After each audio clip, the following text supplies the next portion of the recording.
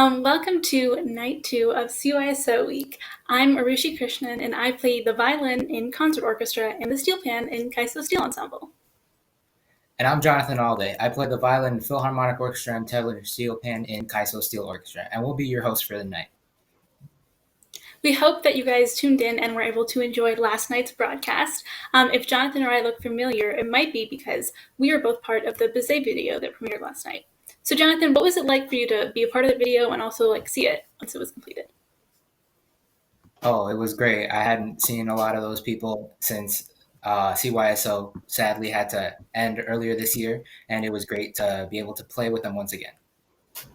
Yeah, it's really cool how even though everyone was in completely different places, we could all come together and kind of perform a piece. So since we all missed out on our end of season concerts, we wanted to make CYSO week feel as much of a shared experience between everyone as possible.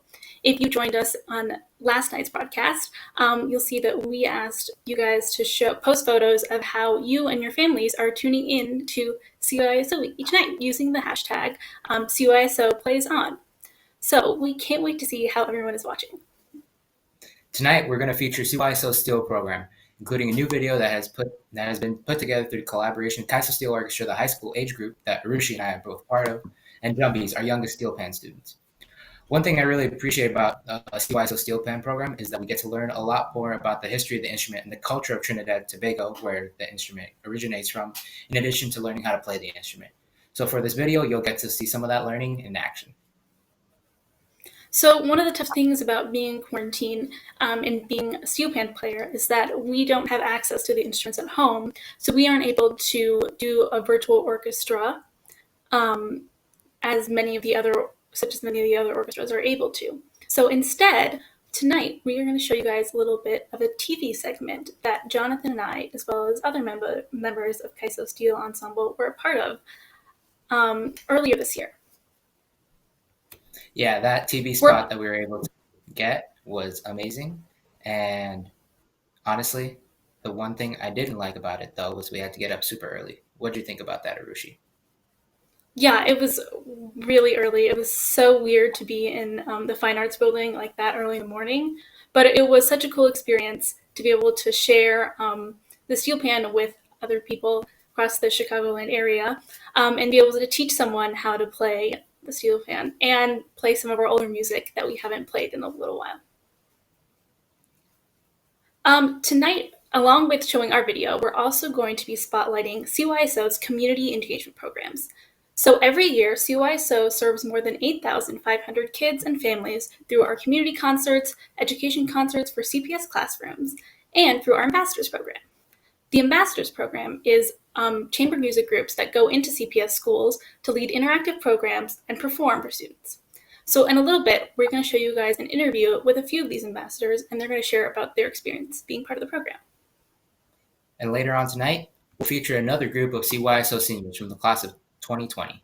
But before we get to that, we'd like to introduce two CYSO staff members, Karen Murray, and one of my favorite people, Scott McConnell. Hey, thank you, Arushi and Jonathan. I'm Scott McConnell. I'm the CYSO's Director of Steel Orchestras.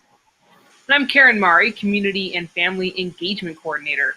We want to thank you for tuning in tonight to celebrate all the hard work our students have put into CYSO this season. We really want to thank you as well to everybody who's donated to our CYSO Week fundraiser so far. We have seen so much support already, and as of this afternoon, we are well on our way to meeting our $5,000 goals. We really hope to have some of your help to get us there. Yeah, we know there are a lot of worthy causes that you might be donating to right now, but if you feel compelled, this week we're asking viewers to consider making a donation to CYSO in about the amount you would have otherwise spent on tickets to one of our concerts. Due to the COVID-19 crisis, we've lost the revenue that we would have normally had from ticket sales for our spring concerts. If your family is able, a $30, $50, or even larger donation will help ensure that we can continue to offer CYSO's world-class music education to all students.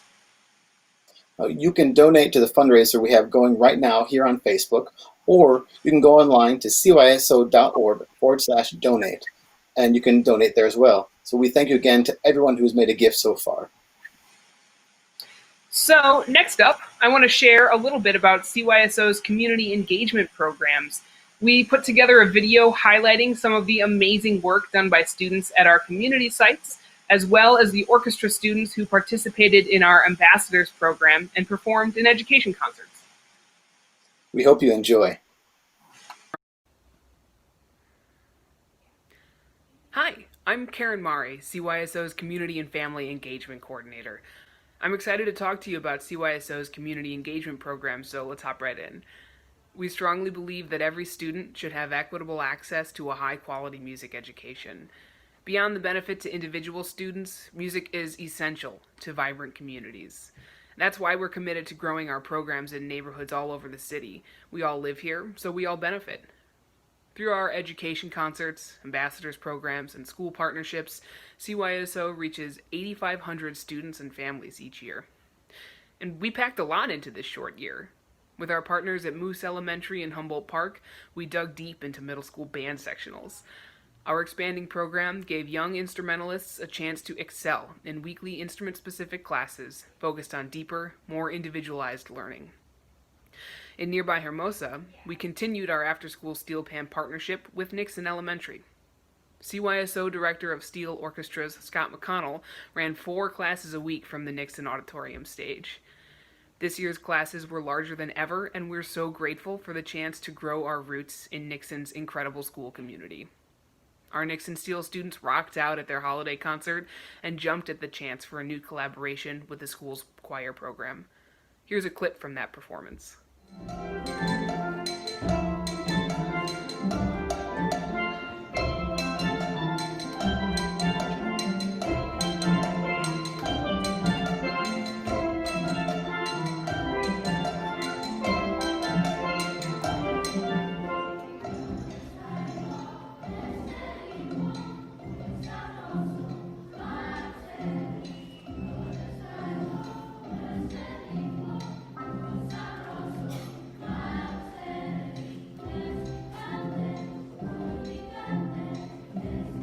On the city's southeast side, we began exploring a new relationship with Galistol Language Academy. Galistol has a fantastic music program led by the tireless Mr. Cuckler. In the fall, students from Galistol checked us out at the CYSO Open House, and debut orchestra assistant director Stephen Gooden returned the favor by visiting the school as a guest clinician. The winter brought us back to Galistol with the CYSO Brass Ambassadors, and we can't wait to reschedule visits by Maestro Tinkham and some CYSO sectional teachers when we can get back to in-person programming. We also saw incredible growth in our Ambassadors program this season.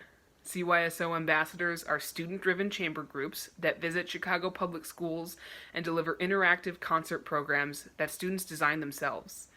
Existing groups volunteer for extra time, training in leadership and public speaking skills to create original programs that engage students from ages 5 to 22 in schools across the city.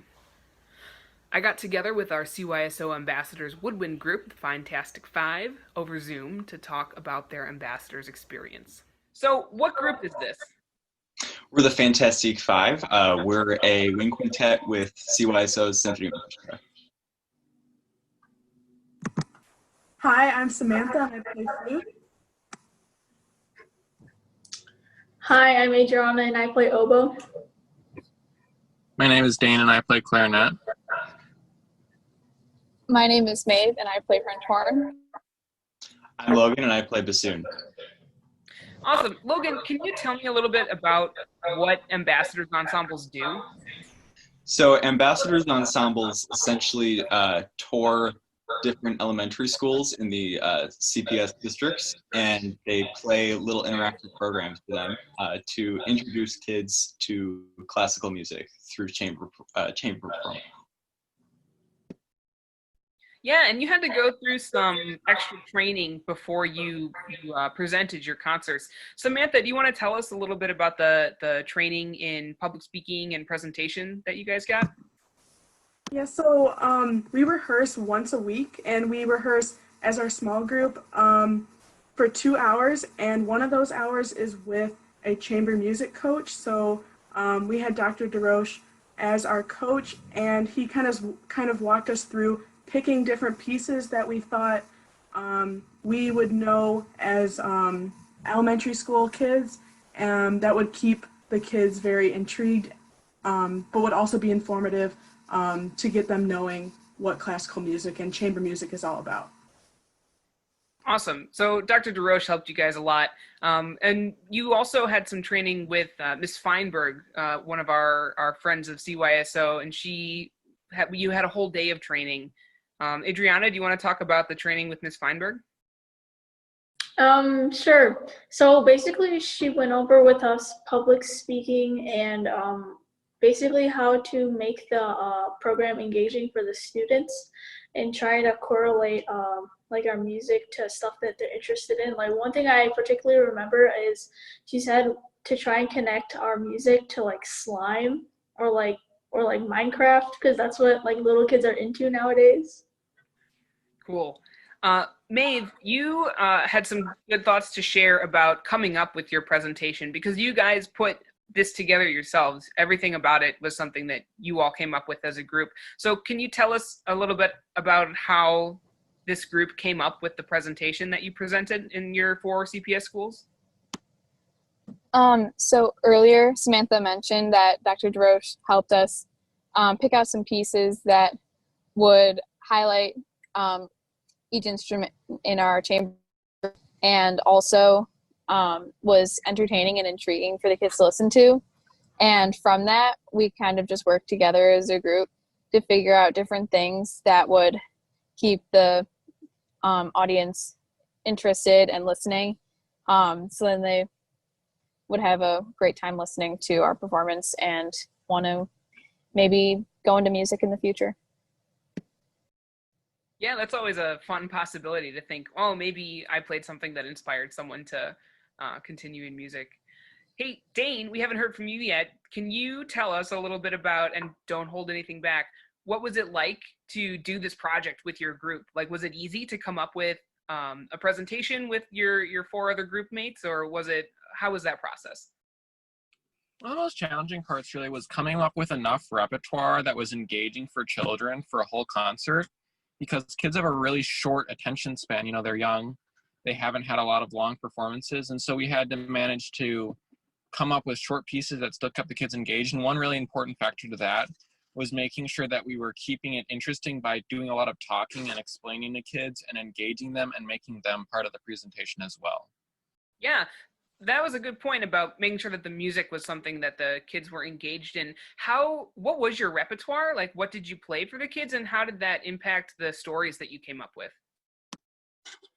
Obviously, normally as a wind quintet, we'd be doing this pieces like by Donzi or other people, but for this, we chose pieces that some people would call them kind of, kitsy or something that's sort of basic, but we played stuff like Carmen, or we played the Tritch Tratch Polka, and something that was short and something that was interesting to kids. And I think as high schoolers, and really intelligent high schoolers, you guys have a lot to say. Like, you have a lot of thoughts about your music, and then condensing it down into something that a 6-year-old can digest and focus on was something that you guys really improved on. Do you guys want to talk about that at all? Like, what's it like to put your thoughts that you're having about your really complex music into something that a little kid can understand?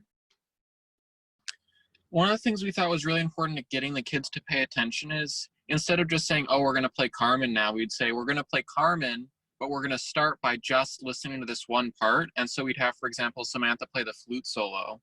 And then the whole time, then they'd have something specific to focus on. And that really helps them keep their mind focused on what we're looking for. And another thing we could do is, like with Carmen, it's made up a piece of all these excerpts from the different parts of the opera. So we would just stop after every excerpt instead of trying to go all the way through. And then we could also tell them about the story too. And stories really help because, they've been reading a lot of storybooks and stuff. So it gives them something that they can really connect to in the real world. And it also is interesting because it can let them connect the emotions portrayed in the music to something that is really concrete and easy to grasp onto. What was the most difficult part of making your educational program? Like, what was the hardest thing to do? At least by the second performance, we had a really elaborate, solid plan down for like what we were going to say, when we were going to say, all that stuff. But even still, we'd get up to talk, and it was like our brains just kind of left. Yeah, I've got to agree with Logan on that one. I know I personally would like get up to the microphone like, okay, I know exactly what sentence I'm going to say, and I would look out into the audience and I would be like, what was I going to say again? And we would have all these people watching us, and we would look at the person up at the microphone and we'd be like, go ahead, say what you're going to say. And the person would just stand there and like fumble and like try and find words that would come together and make a sentence. But it was the hardest part. I will just say, as an audience member for your concerts, you guys did no bumbling. It was really, it might have felt like you were bumbling, but everything you said was great.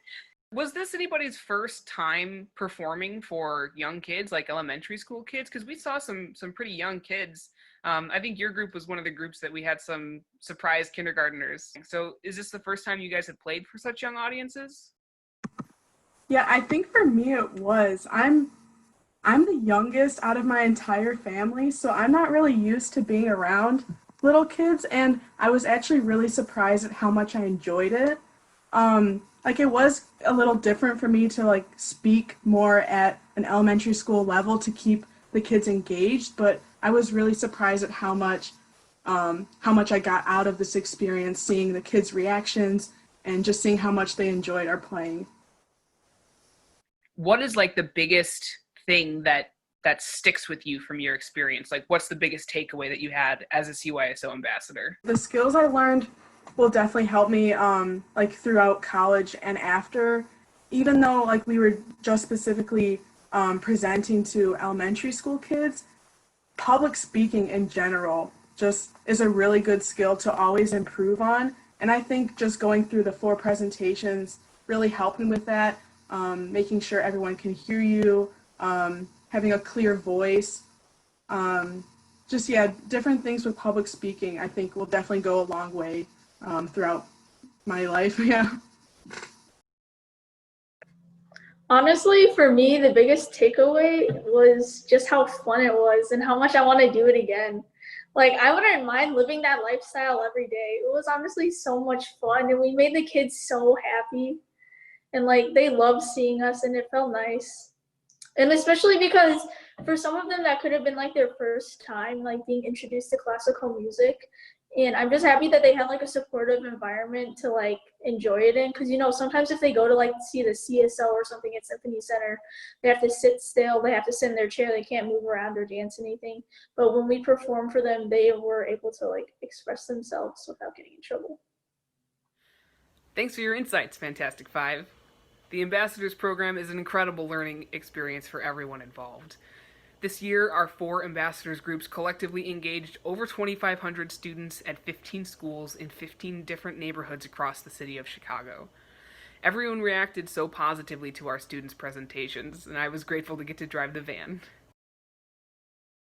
Right before we suspended programming earlier this spring, our orchestras were beginning their education concert season. Our education concerts are presented free to CPS elementary school students. They offer CYSO musicians a chance to serve as role models for younger kids, and they give the students in the audience the opportunity to experience music performed by musicians not much older than they are. We're happy to have been able to perform our jazz and steel education concerts before COVID came along.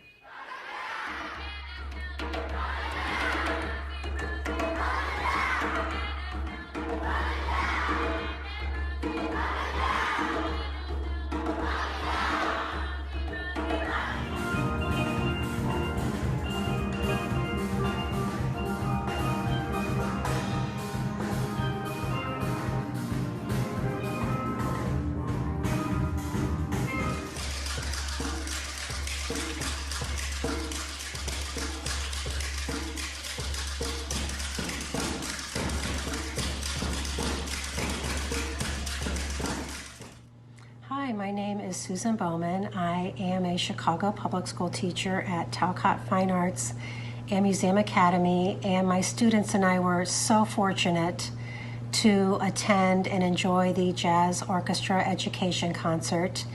It was such an enriching experience for my students. The pre-concert materials helped my students learn the names of the instruments, what they sounded like, what they were called, which made it so exciting when they saw them live. At the concert, we were all made to feel so welcome by the musicians, by the conductor. They came out, the musicians, and talked to the students.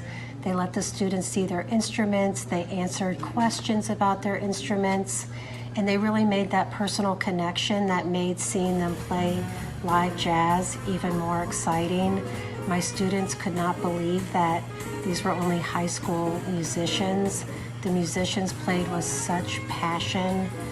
They were so talented that everybody that attended the concert from my school, the chaperones, the students, the teachers, it was such a memorable experience, and thank you, CYSO. Though our school year was cut unexpectedly short, I'm proud of the work we accomplished in the 2019-2020 season. I hope that seeing other young people playing at such a high level will inspire the students for whom we played to pick up an instrument and join us one day. Well, that was amazing to watch, and I want to address something that is obviously on our minds, and it's what's been happening in our city for the last week. Obviously, we had to push back CYSO week from last week to today in light of what's been happening with the Black Lives Matter movement, and we just wanted to give our voices opportunity to speak. And I wanted to talk about how our music community has always been open to change, and that's one thing I've always appreciated about music, how everyone, no matter where you come from, is always open to listening to each other, and we're such a tight-knit community. The music world is really a small one, and I've always appreciated everyone being there for each other. Yeah, I agree with Jonathan. I think it's great how we can all use music, kind of like come together and like celebrate our differences. And so much of the music that we play comes from Black composers and a lot of different groups that we don't realize the struggles that they went through to be able to make this music that we're able to play.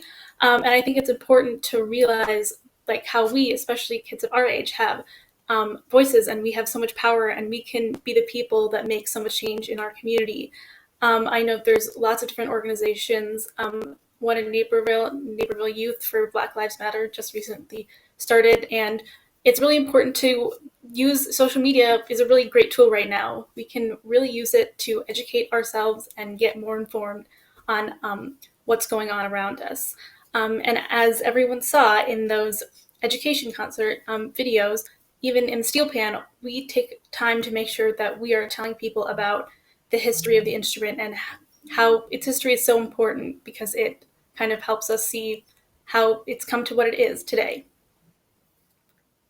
Yeah, definitely. One thing I really appreciate about Steelpan is the fact that no matter what, from the beginning, Steelpan has always persevered.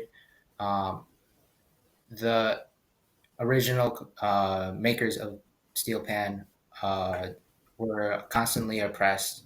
As slaves, they were forced not to play their drums that they brought over from their respective cultures, and they were constantly being forced to stay silent. And throughout all of that, Steelpan and music continue to persevere and push towards the light. And we continue to see that culture today, and many people appreciate it. I know we both do. And we're just so thankful that people's ambitions and so many of their struggles continue to be acknowledged, and people continue learning about them as they become relevant even to today. Yeah, it's so great that we have this, CYSO has given us this opportunity to learn more about this instrument. So as we continue with CYSO Week, next we're going to show a little video that kind of talks about the Steelpan history, as Jonathan and I touched on. And so this is kind of video that we as members of Steelpan took part in kind of helping to make so that we could share our knowledge with other people.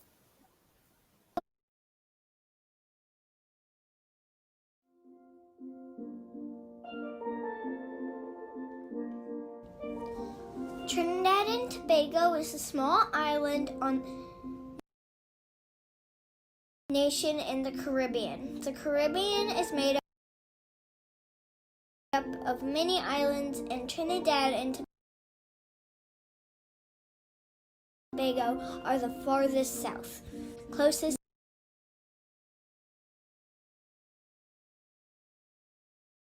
to South America. The country is commonly often called just Trinidad for short.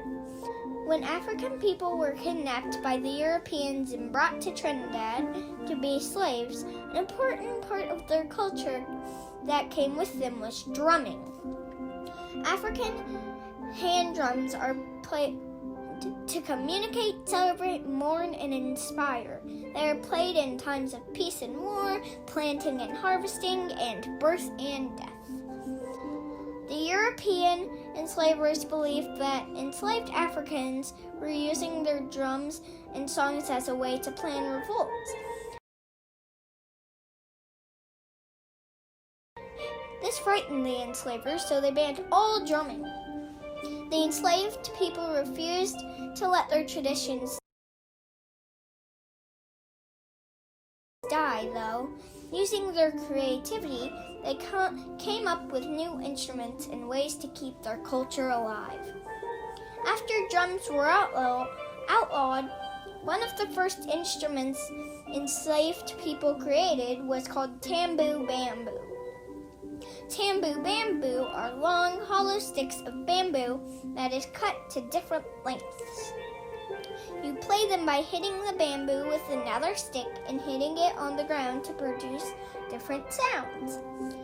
Tambour bamboo instruments were very fragile and broke easily, so performers began looking for alternatives. They found that using a bottle tapped by a spoon made an interesting sound that could be used to accompany the tambour bamboo bands or even performed on its own. Street bands looking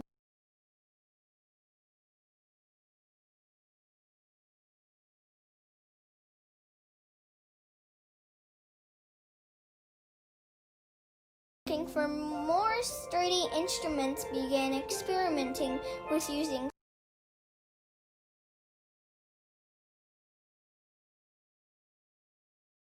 steel objects to make music. These objects, including things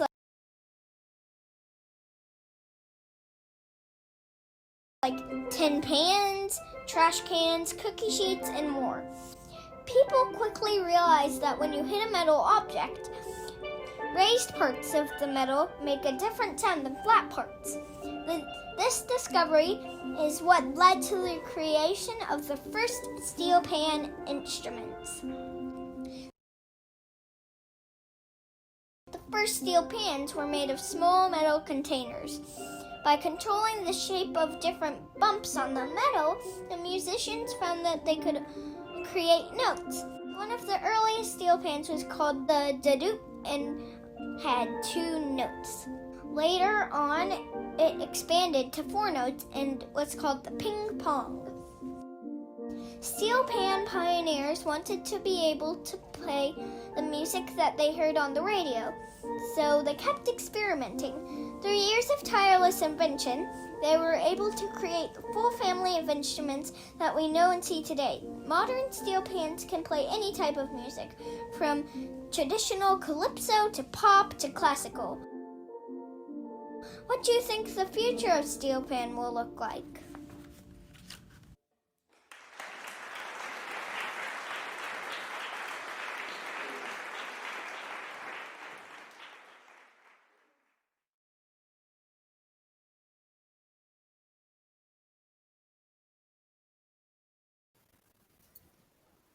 All right, wow, that was such a wonderful video. I really enjoyed getting to see that.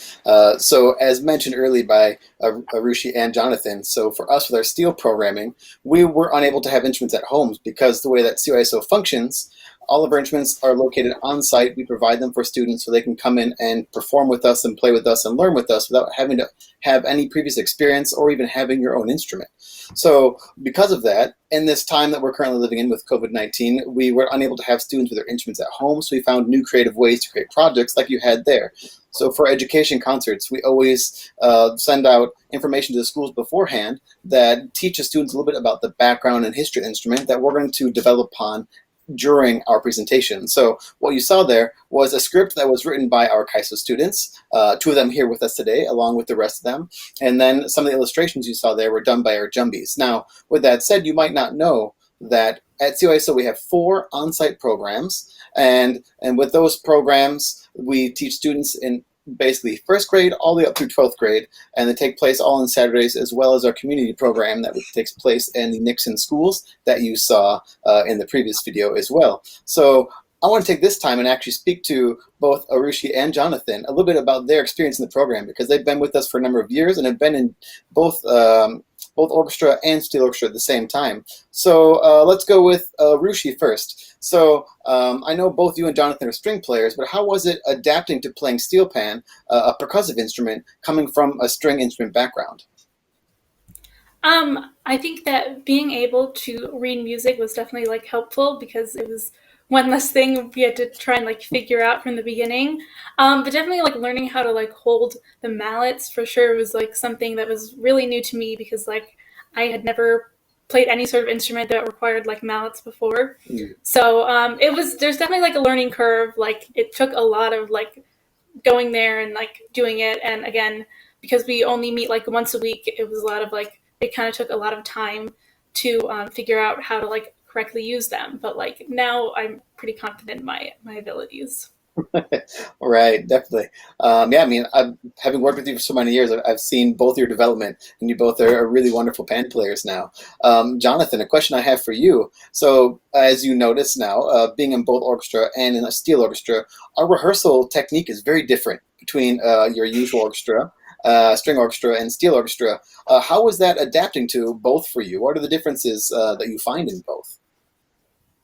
Oh, it was very different for me. I think because our steel group it's a relatively small group, about I give 12 students, but it wasn't small enough to be a chamber group. So it was a really weird dynamic because we still had you to lead us and sort of give us direction, but at the same time, there was a smaller amount of us that it was a lot more individualized and it helped us out a lot. As far as rehearsals, I think because of how it was so small, we were able to like get to know each other a lot more, and like having to work while we were there, it was a lot easier to do.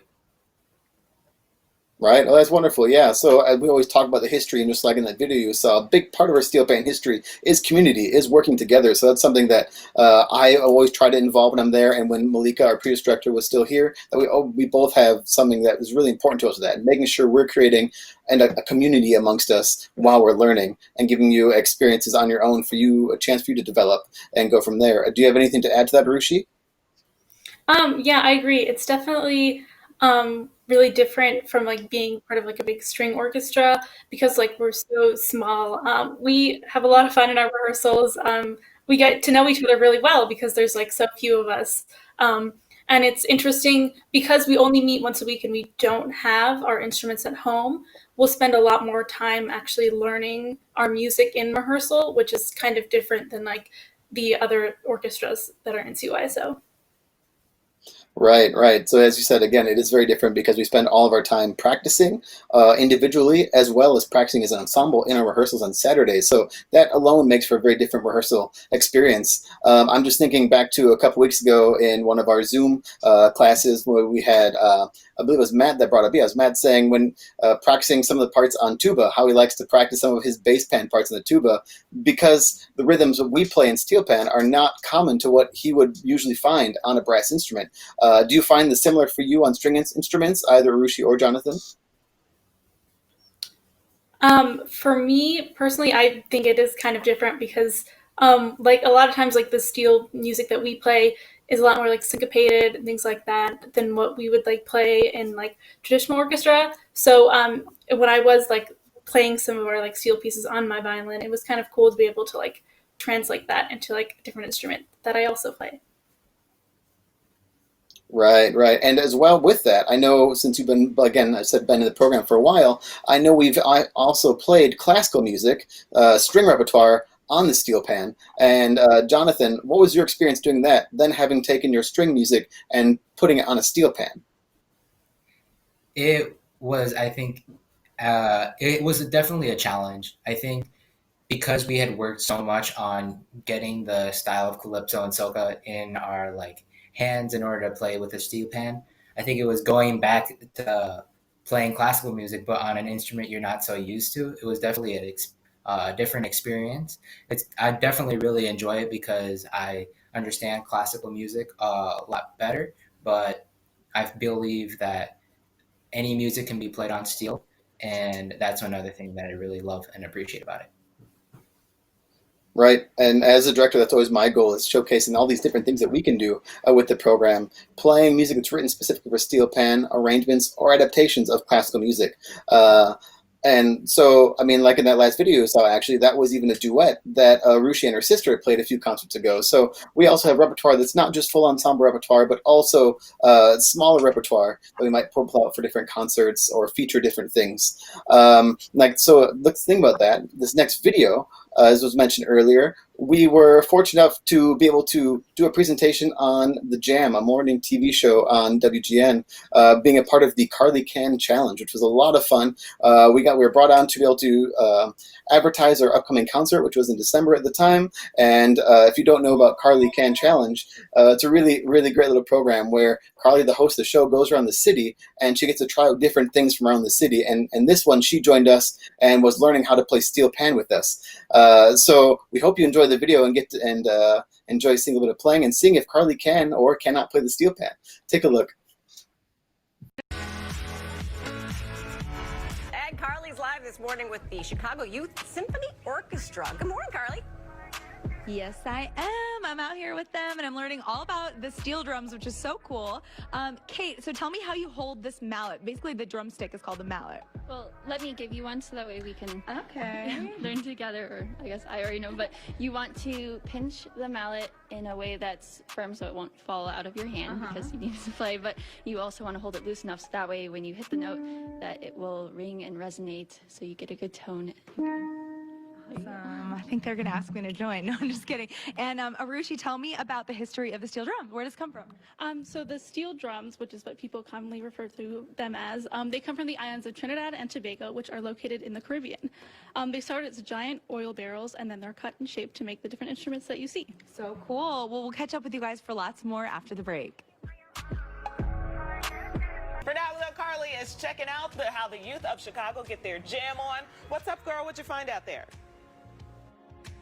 Hey, so much cool stuff. So I'm here with CYSO, and I'm here with Scott. He is the conductor, director type here. How old are these youths? So the ones we have here today are in high school, but our program actually works with students from ages 6 up through 18. Very cool. And you guys have a performance you're pretty excited about? Yeah, we do. That's next Saturday, December 14th in Gowns Hall, which is right next door at Roosevelt University. Okay, cool.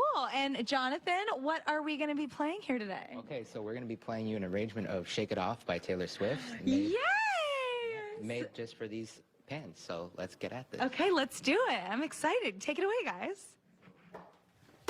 1, 2.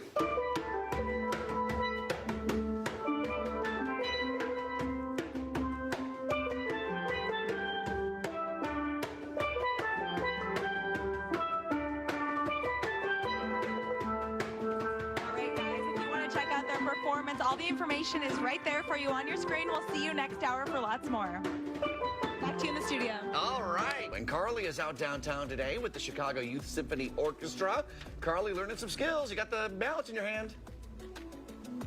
Yes, I am. I got my hands on some mallets, and I'm about to learn something. So I'm with Jonathan, who plays in the Chicago Youth Symphony Orchestra. So what are we going to be learning to play today? All right, so we're going to be learning to play Jingle Bells. Jingle Bells. How cute. Okay. Just in time for the holidays. All right. So how do we do it? We're going to hold our mallets just like Kate did earlier. And we're going to hover over one of the notes. You can see we have note names. And the notes are kind of labeled in here, which is very helpful. So we're starting with E, right? Yeah, so we're going to hit it 3 times. Then we're going to go E, G. A little loud. this front, okay? All right, and then we're gonna go C, D,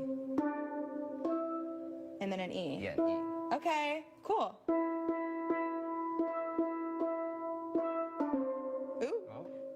All right, I'm gonna keep practicing here on the break, guys, and my challenge by the end of the show is to be able to play at least a few notes of this. So I'm gonna keep working at it. I'll catch up with you guys after the break.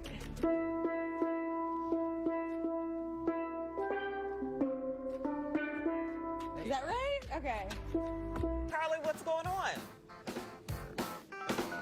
I'm working my way through learning Jingle Bells. So teach me the second part of Jingle Bells. This is what we have so far. Ready?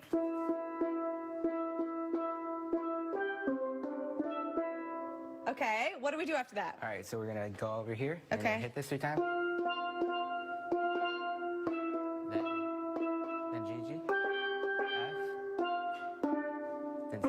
There we go. Well, give us a little preview of what it should actually sound like if you guys play.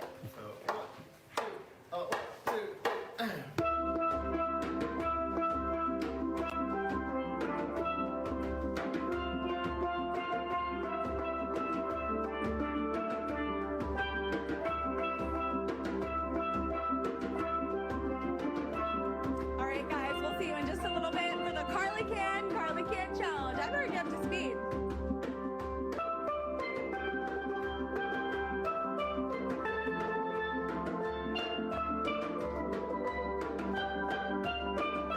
It's that time of day for the Carly Can't challenge. Hey, Carly. Hey guys, so my challenge for today is to play Jingle Bells on the steel drum. You think I can do it or not? This is the easiest one we've ever done because I've been watching you all show long. Oh, Felicia. Amy and I are going can't. Felicia says can. You can do it, girl. It is not that easy, you guys. Come on. I've been practicing for 2 hours and I'm still Never unsure that I mind. will pass this. But I'm switching. let's give it a go. Okay, ready? I've had some good teachers too, the Chicago Symphony Orchestra. Okay, ready?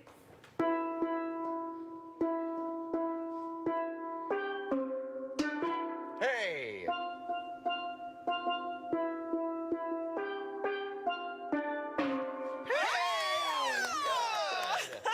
The notes were all there. Yeah. Oh, she's going again.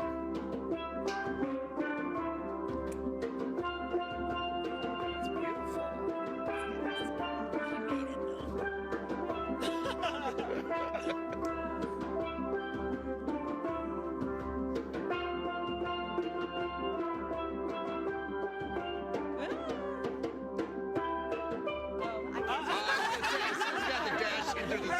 Oh, wait, in concert. Head to their website. It should be on the screen for you guys right now. Huge thanks to the Chicago Youth Symphony Orchestra. I learned to play the steel drums today. This is very cool. Back to you guys in the studio. How about some Mariah Carey? Does she take requests now or no? Not quite yet. Almost there. Right.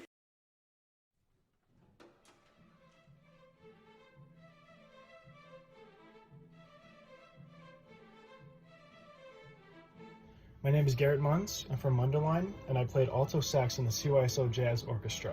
I will be going to DePaul University majoring in jazz studies. I'm David Cavallero. I'm from Yorkville, Illinois. I'm a tuba player in the Symphony Orchestra, and I will be attending Illinois State University and majoring in music education. Hi, my name is Erin and I'm from Buffalo Grove, Illinois. I play viola in Symphony Orchestra, and next year I'll be attending Harvard University to study chemistry. Hey, my name is Charlotte Stefani and I'm from Cary, Illinois. I played trombone in the Philharmonic Orchestra this year. Next year I will be attending The Ohio State University to study music education.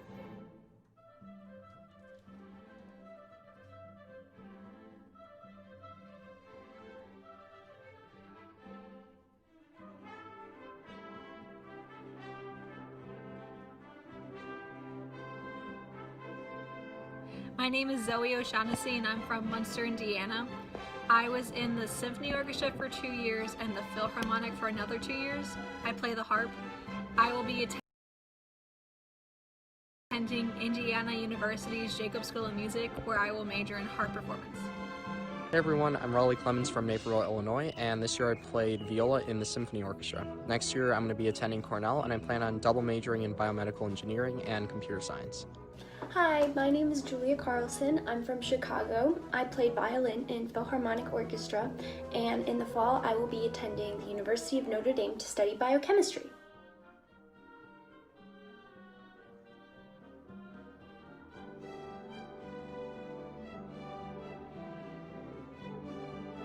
My name is Calvin Horsley. I'm from New Lenox, Illinois. I play trumpet in the CYSO Jazz Orchestra, and I'll be attending the University of North Texas next fall for a degree in jazz studies. Hi, my name is Jessica Mann. I play the oboe, and I'm from Naperville, Illinois. I've been in Symphony Orchestra for the past 2 years. I'm currently in corps, and I was in Philharmonic Orchestra for 1 year. I will be attending MIT in the fall and studying molecular biology.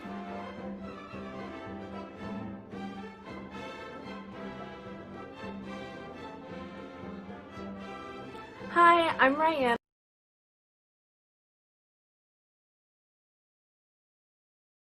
I'm from Arlington Heights, Illinois, and I've been a flutist in CYSO SOPO and chamber. In the fall, I'll be going to U of I Urbana-Champaign for chemical engineering.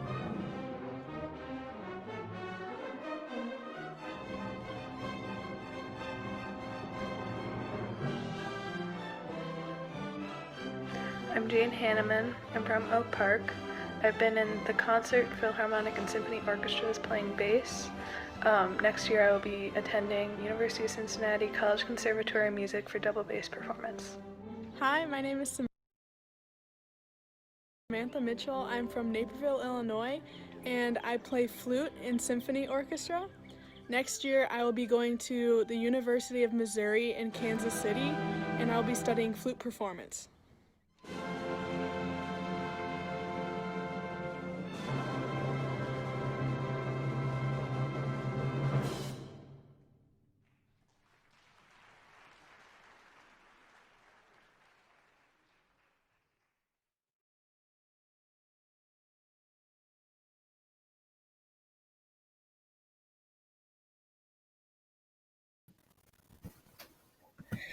Wow, that was amazing. I'm so proud of all our 2020 CYSO seniors, and I'm proud of them for all they've accomplished, and I hope that they have a very amazing future at all these amazing institutions.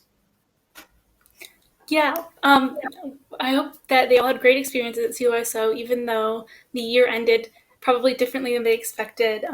We all thank you so much for everything that you've given to CYSO throughout the years. So that wraps up our CYSO broadcast for tonight.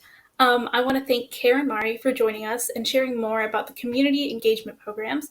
And I want to thank Scott McConnell for sharing our Steel video and a little bit about what we do in Steelpan. Thank you also to our ambassador students, Samantha Mitchell, Adriana Koch, Dane Engman, Logan Jagiel, and Maeve O'Hara for talking about their experiences as being ambassadors. Join CYSO back here tomorrow night at 6 p.m. and we're going to share you some of the virtual learning students have done in the last 3 months. We'll also have the world premiere of our Beethoven Virtual Orchestra with members of Debut Orchestra, Preparatory Strings, and Overture Strings.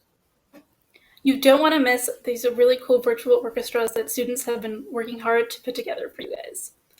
Thank you everyone so much for watching. And before we close out tonight, we're going to broadcast 2 of our CYSO Plays On videos that were shared on social media this week. First, we're going to see chamber music pianist Claire Yu practicing what she would have performed with her chamber group this spring.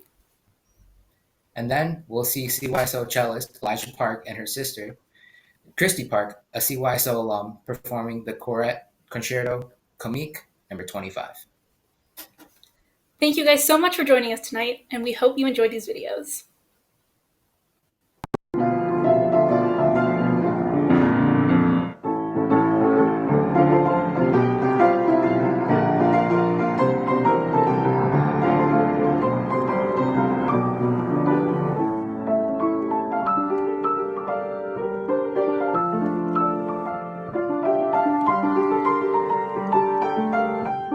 Thank you.